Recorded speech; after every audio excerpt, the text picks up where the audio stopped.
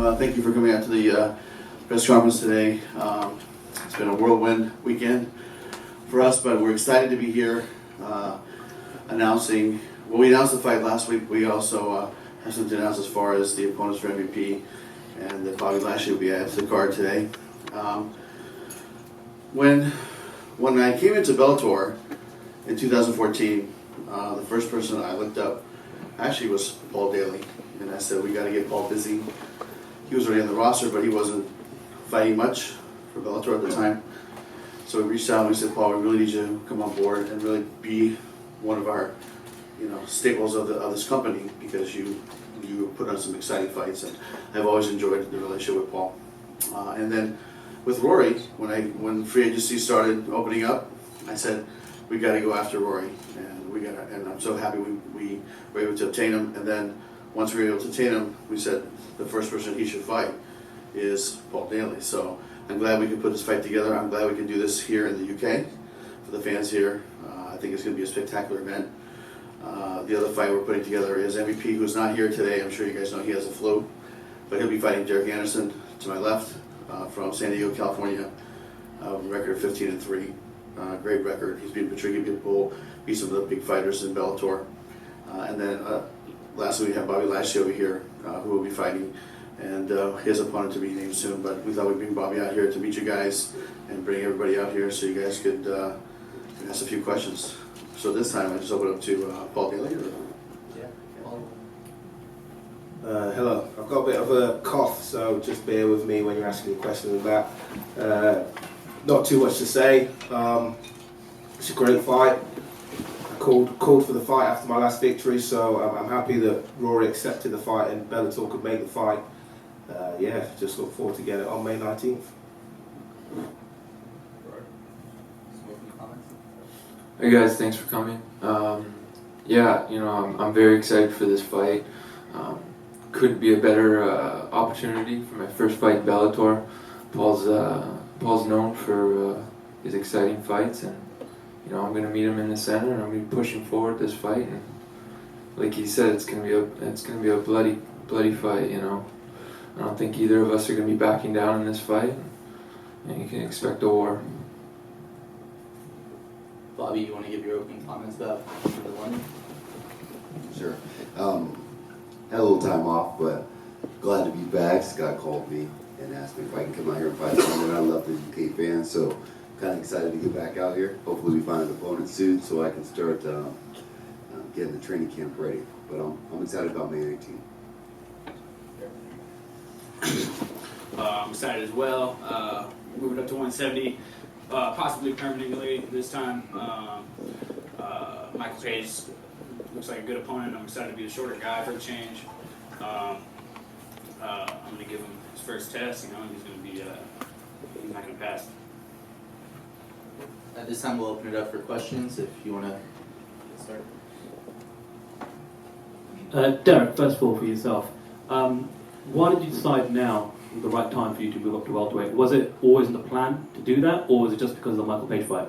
No, they gave me the Michael Page fight, and after the last time trying to move up to 170 and come back down, it was just a little bit tough, and I don't want to going back up right now. I might not make it back down. I probably can, but I don't want to hurt my body anymore, and I'm confident in my skills enough to mess around with the welterweight division a little more now. Wrestling kept me out of the division before, but my game's become nice and well-rounded, and I definitely can strike with welterweights anyway. So, obviously he's undefeated. So what do you bring to the table that you think can test him, and do you see any holes in his game at all? He drops his hands all the time. What do you mean holes?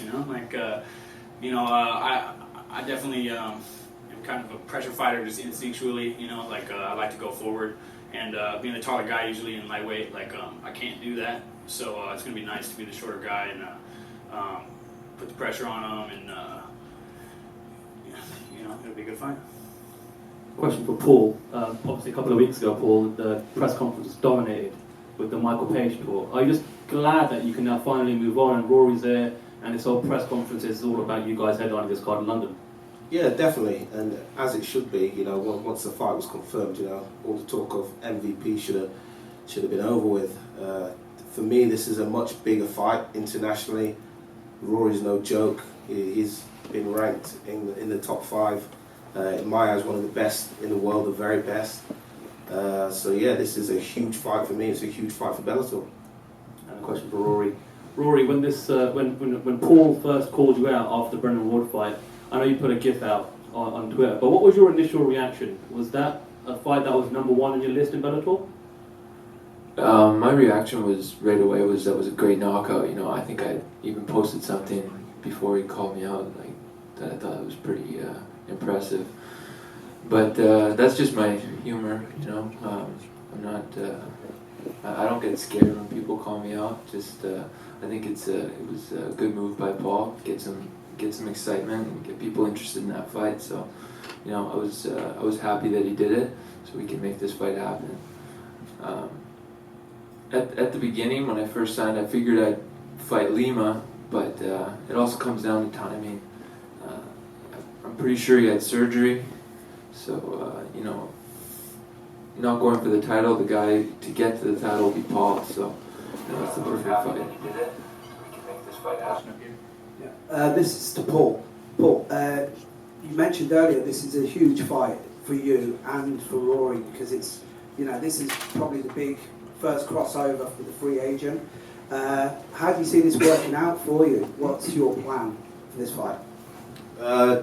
As funny as it may sound, I never really have a plan. You know, I have over 50 MMA fights, over 25 kickboxing fights. I've fought every type of opponent, big, small, guys with a range of me, guys with short arms of me, wrestlers, jiu-jitsu guys that are willing to stand and trade with me. So my aim for the fight is just to get to being the best version of myself that I can be. You know, like I say, Rory's a tough guy. He's a true fighter in my eyes. He's well-rounded and he comes to finish fights. And, you know, early on, comparisons were made between him and George St. Pierre, but for me, I think he's got a little bit more of the fighter spirit, and I think you've seen that in the Robbie Lawler fight. That's why I refer to this fight as a blood and guts type of fight, because I truly believe Rory has that in him, and we landed punches on him, so hopefully we're going to see that blood and guts spirit again. Yeah, exactly. Just speaking as a fan, this was huge. The minute I heard about it, I thought this was great. So Rory, have you got a plan going into this? You know, I got a lot to redeem coming off 2 losses, and also the fact that this is going to be my debut with a new company.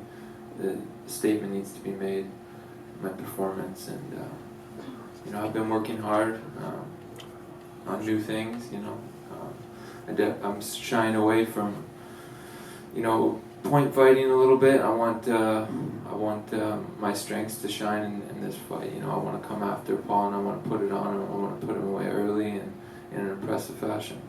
Perfect. I'd like to echo what Paul said as well. When the comparisons with GSP, I've always thought, yeah, GSP skill-wise, yeah, but you know, for Paul's, totally different ball game. You know, so it's going to be great.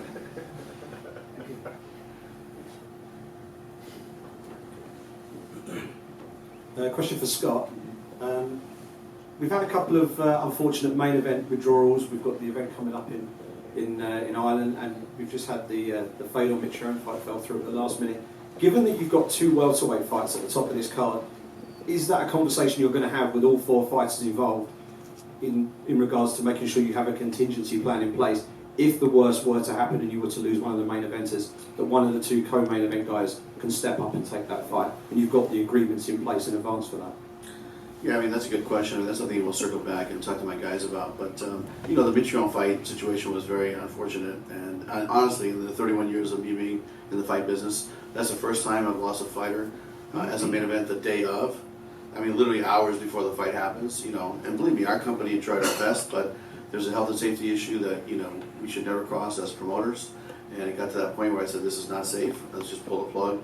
And that's what we did. So, you know, it's like I said, it's unfortunate. It's never happened before. Usually fights drop out. You know, I mean, it happens to everybody. This is a fight game. People get hurt, and so. But that's usually weeks in advance, or you know, usually you have some days in advance, and we just didn't have any time to make something else happen for the fights last weekend. But I can assure you that we're working on a date right now. We'll have something to announce. I want to say by the maybe the end of this week, as far as when Fedor will fight. and it's going to be exciting, and I'm looking forward to bringing him back to fulfill his obligations with Mitrione. Brilliant. Question for Bobby. I'm sure most people know you sort of juggle two disciplines with the professional wrestling side of your life as well. Talk to us a bit about how you managed to balance that off with the wrestling side and the touring around doing that, as opposed to the perhaps more intense training required for a professional fight. Well, right now, professional wrestling, they don't require us to be there too often. Like, I'm doing it 1 week every 2 months, so the rest of the time I'm just at home training and doing what I need to do. I don't do too many side bookings or anything like that. I don't do any of that. So I'm just working with TNO exclusively. So we do 1 week every 2 months. So it's easy this time. Perfect. And last one for me, for Rory. You're talking about changing up your game, perhaps being a little bit more direct in your approach. Can you give us a bit more detail on that and something specific that we can look out for from you on fight night against Paul Daley? Yeah, I think you can expect, a busy guy. I'm going to be in your face the whole time. Every time you take a step to the side, I'm going to be right there. After I hit you and you back up and you want a breather, I'm going to be right there in your face. When you want to try to come at me, I'm going to put you to the ground and I'm going to beat you up there too. And I think I know my strengths now, and I'm just going to apply them from now on. I'm just going to drown people in my pressure and my attacks. Rory, you said previously that you thought your first fight might be against Lee. Was that ever put forward to you, and did you think that would be your first fight? I kept asking, every week, to put that fight together, but it didn't happen. A lot comes down to timing. I understand, these guys, they need a break after a fight, and he got hurt, so I understand. Do you feel like this works out better for you? Obviously, being off for nearly a year, is this a better way of getting to that title? The only thing I could see that it's a good thing is it's my first fight in Bellator, and people see me working up the ladder, they're gonna see me fighting a #1 contender for that title shot, so I think people get to see a little bit of build up in the division for me, so yeah. And you did mention before when you were signed to Bellator that you'd like to compete in multiple weight classes and then obviously title shots as well. Is that still a goal for you? Yeah, I want to fight middleweight, at some point this year, so I can bounce back and forth. And, I'm not going to shy away from stepping up in any weight class, To go back to your question, if someone were to drop out, like say if Paul, got injured last minute, I'll fight anybody on the card. I don't care how big they are. So Bellator doesn't have to worry about getting a replacement fight. Yeah, even that big guy over there. Thank you. Question for welcome to London, all of you. Anyway, quick turnaround for you all. A question for Rory, first of all. Rory, how's the nose, first of all, and has the surgery and the repair work and sparring, how's it been with it? I didn't need surgery. It's actually straighter and breathing's better after Steven broke it in our last fight. I'd broken it a few times previously throughout the year. I just didn't want to stop training. I wish it was in fights, I wish I was breaking them in fights, not in the gym, but that's something I had to learn the hard way. So I've had to be very patient this year since my last fight, so it's been pretty slow with that stuff. So I can't wait to get my hands on somebody. And, nose is feeling very good. It's been tested a little bit lately and throughout the year, here and there, and I'm very confident with it that it's 100%. Without trying to cause too much grief between you up there, Paul, presumably it's, the neural processes for a fighter do go on like they do for anyone else. Are you targeting that nose? No, I'm just going to go out there and fight. You know me, Gareth, I'm just a fighter, born and bred. It doesn't matter too much about tactics for me. Once we're in the cage, it's just another man, just another man that I have to get through to continue on my journey in this sport. Question for Dereck. Disappointing for you that Michael Page isn't here today, and you know he's an aggressive talker as well as fighter at press conferences. Are you disappointed that he's not here today? Yeah, a little, just because you know, get the face off and stuff like that. It would be nice. You know, I'm not really worried about it either way. We're gonna fight May 19th. You know, so that's what it is. Plus, we started talking crap to me. You know, like I mean, I'm not a big crap talker. You know, back in the day with street fights and stuff, it was just, you know, once we don't like each other, I'm just gonna start swearing at you until we start fighting. So it's fine if he doesn't want to start crap talking right now. Let's just wait for the cage. You know. Maybe a good job he's not here today then. But can you tell us a little bit about your gangster gold tooth going on now as well? Yeah, well, you know, got knocked out the last fight, so I said, let's put a gold one in, you know? Like, I think it suits my personality pretty well, and, you know, I always get a lot of, I don't intend to be a pretty boy, but, people, you know, I kind of come off as a pretty boy sometimes, so the gold tooth kind of fixes that, you know? I'm definitely a fighter. Excuse me, sorry. And a final one for Scott, and kind of related to Bobby as well. You know, Bobby's a huge star. Obviously, you know, he's a big man, one of the big men. As I say, Rory said he'll step up to heavyweight and fight him if Paul's injured, which we're all looking forward to now if that happens. But presumably you might be looking to match Bobby against, say, a British fighter, James Thompson, or is there a British heavyweight in the mix for that contest? Yeah, you know what? I know that Rich is talking to a few camps right now, and talking to David Green and some other guys around here. So we'll have something soon. And you know, if Ollie would have looked a little, you know, maybe a little better on the fight over the weekend, he could have been a great opponent. But you know, I think we're going to move on to somebody else, and you know, we'll have something soon. And a final thing for you, Scott. I don't know if you've had a chance, just a bit of housekeeping, whether you've had a chance to speak to Josh Koscheck since the weekend. Obviously, he lost again and, you know, suffered a fairly nasty knockout. Has he spoken to you about his future at all? No, we haven't spoken about his future. I did talk to his manager, and I said we should have a talk when I get back. But you know, I just want to see where his head's at. You know, sometimes, you know, I'm not sure what he wants to do, because he's got a great future. The guy has, you know, a thriving business. He really is doing quite well, and he's with Oak Grove Technologies, which is in the, you know, the military consulting business, let's call it. But you know, he's moved out to North Carolina, has a new future there, and he's getting some big government contracts from what I hear. So, you know, to me, there's something he loves to do. But you know, there is a time and place to, you know, to have that conversation at some point. Thank you very much. Scott, with regards to Fedor and Matt Mitrione, is the idea to bring that fight back to San Jose? Well, the idea, you know, is to bring that fight back somewhere as soon as we can, because the issue really is the building availability. That's probably one of the most booked venues, you know, in the country. They have over 300 bookings a year, and that with concerts and hockey and playoff, you know, all kinds of stuff. So, you know, we're trying to figure it out, and they're trying to clear some stuff. But I would love to bring that fight back to San Jose. Fedor told me that look, I can't fight in March, because we asked him, would you fight in March in Chicago? And he said he can't do it. He said he'd rather fight in May or June, and so we're trying to make that happen in June. And a few weeks ago, you said that the idea this year is to go into about 7 to 9 international markets. You've got arguably one of the biggest Canadian stars to your left. Will you enter the Canadian market this year with Rory MacDonald? Yeah, that is the plan, you know. And so when we signed Rory, we knew that, you know, Canada was something we wanted to do.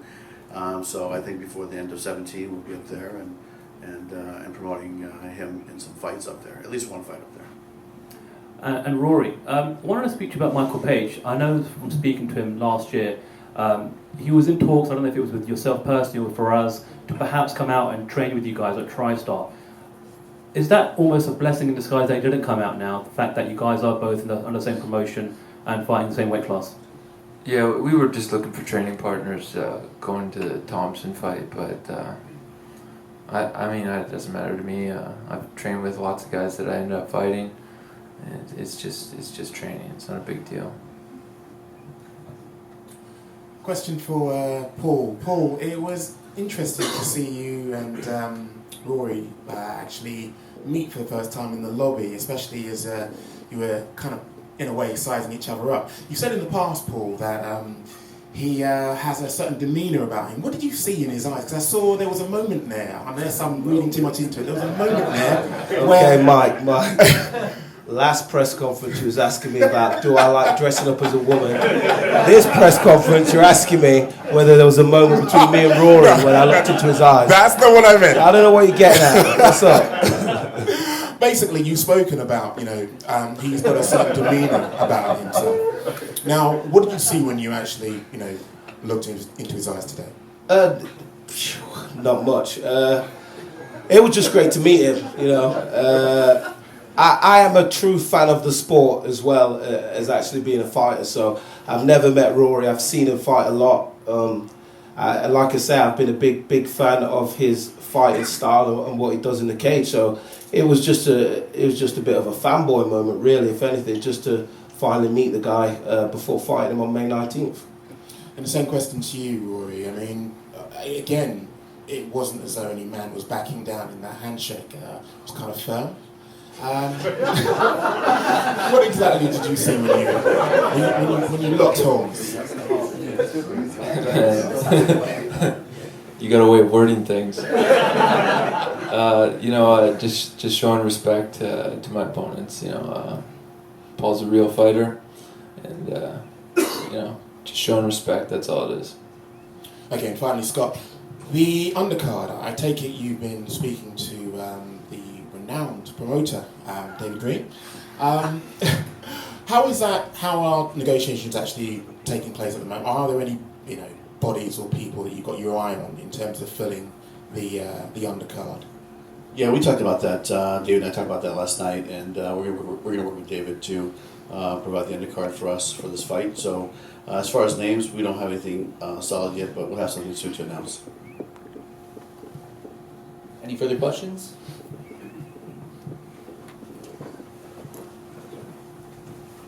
Question for Rory. You briefly touched on wanting to move up to middleweight. How long have you had that thought in your head? For a while. I can't put back when I start thinking about it, but I'm not too big on cutting weight all the time. As busy as I want to be a busy fighter this year. So the only way I'm going to be able to stay that busy, every 3 months or so is to take fights at a higher weight class. So I don't have to keep making 170 every 3 months. So hopefully we can fill in the gaps with some middleweight fights or whatever like that. Okay, and what fights in the division interest you? The biggest ones, toughest guys. So Vanderlei Silva, I'm pretty sure, gets reinstated. I think in May, if that's correct. Let's Is that do fight it. That's perfect. Okay, and question for Scott. Obviously, you're back in the UK in the second time in less than a year. How happy are you to be back here? Yeah, I think excited. I mean, I think that it's a great city, and it's going to be a lot of fun to promote this fight. I mean, we got a fight that I personally can't wait to just sit down and watch it as a fan. And if you look at the ownership group on the business side, this is a product that's owned by Viacom, and Channel 5 is owned by Viacom, Spike UK is owned by Viacom. It just makes so much sense. There's so much synergy here between the network broadcaster, the product, the fighters, myself. We're all, one company. So to me, you'll see a lot more events here in the UK. And it's a company mandate from the top down. And I mean from the very top, not just from the Spike TV level, but from the very top of Viacom. They want to make the UK someplace that Bellator comes and promotes quite often. So we'll be here, 3-4 times a year, I think, this year and next year and, and beyond. Okay, and obviously, unfortunately, we lost the main event at the weekend.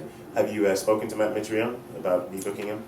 You know what? I literally jumped on the plane the day after and got here last night, and I haven't talked to Matt, but I did listen to his podcast on Ariel Hawani's show, the MMA Hour, and I found a lot of information about what happened and after, because once the fight was over, my guys were in touch with him, but I kind of just took off and got ready to come here. So he luckily he passed his kidney stone, and he was at the airport in Dallas, from what I hear, when he passed it. And I'm just giving the information that I got. So But he said, he wants to schedule something and get right back in it. So he wants to fight even before May or June. But I don't know if that's going to be possible. I mean, these fights are already booked and planned way ahead of time. So at the end of the day, I think he's going to have to wait for the Fedor fight. But I think health-wise, he's fine. He's going to go get some more treatment. But he said that's going to take a matter of weeks, and then he'll be good to go. Okay, and a question for Paul. You were briefly praising Rory there, saying that he's one of the best welterweights. Do you think a victory over him would cement your status as one of the best welterweights? Most definitely. I do hold him in high regard, and that is also one of the reasons that I called him out. I like to test myself, and I think this is a big test for me. But, I've been in these tests before and I've passed them. I'm expecting a tough fight, but I'm also expecting to win, and win by knockout. Okay, obviously Rory lost his last fight.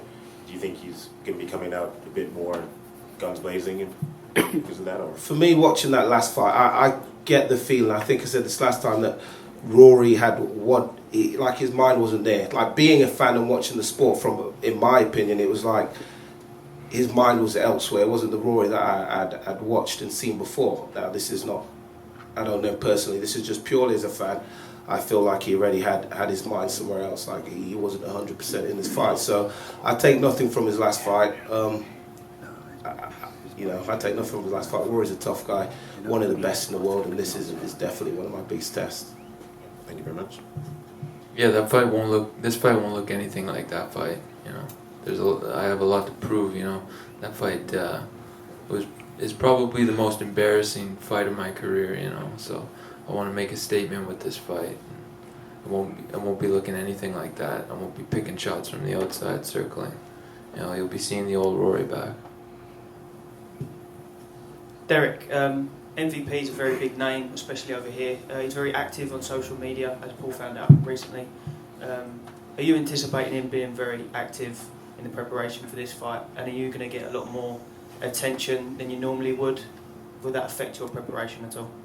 No, every little bit of the game that comes at me, it just brings me closer to the game and keeps my mind on nothing but the fight. So it could be a good thing, And I've always kind of wanted an opponent to I've always wanted to not like an opponent, So hopefully he talks some crap or something like that, because I have too much fun in the cage a lot of the time. I like to fight, so you see me in there smiling and joking around, but I could go be taking it to somebody a lot more than I am. So it'd be, maybe it'd be good if he gets under my skin a little bit, Scott, what does it mean for yourself as a promoter and for Bellator as an organisation to have people like MVP, who's a big name, fighting experienced fighters like Dereck, and having two fighters in their prime in the welterweight division, as Paul and Rory are? What does that mean for the organisation? I mean, MVP is a big star, and he's a tremendous athlete, and he's somebody that I really enjoy watching. Coming from a traditional martial arts background, he does a lot of stuff that people just cannot do. And like you said, he's in his prime. Dereck's in his prime. And these two warriors are going to go out there and they're going to throw it down. I mean, Dereck's not afraid of MVP. I can tell you that right now. And he's MVP. I mean, the guy's got a lot of swagger, a lot of confidence. But I think it's going to be a great fight. I think this is going to be a fight that's going to get down and dirty. I think that the question will be, can Dereck cut the ring off and get to him? Because MVP has some good movement, and it's going to be interesting. I'll bring it to him for you, Scott. Okay. Dereck, do you have a plan of how you are going to do exactly what Scott just said and cut the ring and put the pressure onto Mike? Yeah, I like to be the shorter guy in striking matches. I never get to in my fights too much because of the lightweight division, but I do spar with a lot of big guys, and so I'm used to it, and it'll be nice to get in there. I like Paul's style a lot with the head movement, get in there, throw some hooks, so I'll be doing a little bit of that, and I can cut a ring off, I can go forward. It's going to be good. Thanks, guys. Scott, at the risk of being barred from all Bellator events going forward with me boringly asking the same question again and again, on May the 19th, are you able to say yet that the British viewers will be able to watch the event live? It's going to be the same as last year in the sense that 9 o'clock p.m. we will be on Spike UK for 1 hour, and then from 10 to midnight on Friday, May 19th, will be on Channel 5. So it'll be another primetime opportunity for Bellator to be on terrestrial television here throughout the territory, and we're excited because, you know, I don't think that there is MMA on terrestrial television right now in the UK. Is it? I'm not sure. I don't think it is. So it's a great way to, you know, to show our product to mainstream here in London and throughout the territory. But that goes back to the ownership group. I mean, Viacom's committed. You know, this, like I said, this came from the top down. I mean, you know, we could have easily said, hey, let's put it on Spike UK, but somebody from the top pushed and said, no, let's put it on Channel 5, and the guys here from Channel 5 love it too. So, you know, when we come to London, we do big fights here. It'll always be probably the hybrid of Channel 5 for the first hour. I'm sorry, Spike UK for the first hour, and then Channel 5 for the next 2 hours.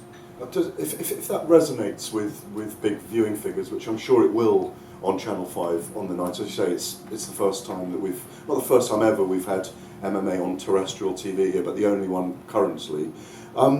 If the numbers are very big, do you hope that may resonate with future Bellator events? And I know that you can't show overnight shows because they have shopping channel and all those kind of things, but perhaps they might show them on a Sunday evening then, in their broadcast, in their programming. Yeah, I mean, we had a conversation with Spike UK and Channel 5 last time we were here. They actually came to the press conference, and we talked about that, and they heard the outcry from the fans and the reporters that we'd like to get this as live as possible, and they're willing to start having conversations about closing the gap on that. And eventually, you know, this is a live world anyway. You know, you're going to find it somewhere, and so to me, I'm hoping to bridge that gap sooner than later. Thank you. All right.